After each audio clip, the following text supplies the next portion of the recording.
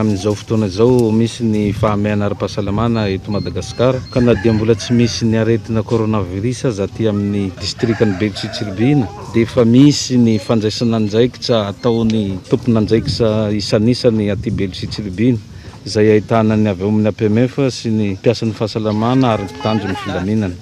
Ka izany fandraisana anjara ataon'ny fanjakana aty Belon'ny Tsiribihina izany dia manomboka amin'ny fanalana ny mombamomba ny mpandeha rehetra izay handeha amin'ny kanoto ary arahiny fanentanana eo amin'ny fanasan-tanana amin'ny savony sy ny gel hydroalcoolique ho an'ny mpandeha rehetrarehetra. Rehefa vita izany rehetra izany dia tononona tsirairay koa ny pasagery rehetrarehetra mba ho fanaraha-maso azy ireo ary mba tsy hisia ny taingim-be ihany koa. Marina fa atao an'izay fanentanana rehetrarehetra mitovy amin'ny mpandeha zay koa ny mpiavy zay tonga eto amin'ny seranan'ny Belon'ny Tsiribihina. Ireo sary rehetra hitatsika reo dia mbola maneho an'izany fanentanana izany ihany koa ary mbola ahitantsika ny asa zany izay atao aty amin'ny faritra Belon'ny Tsiribihina.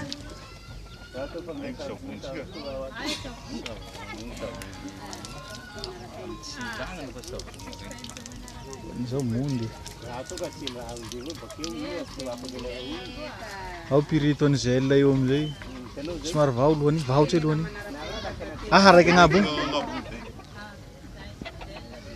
ao kosikoseo amizay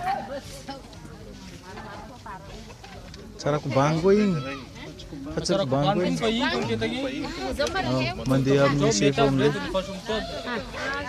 fahonana ataoko hoe koba.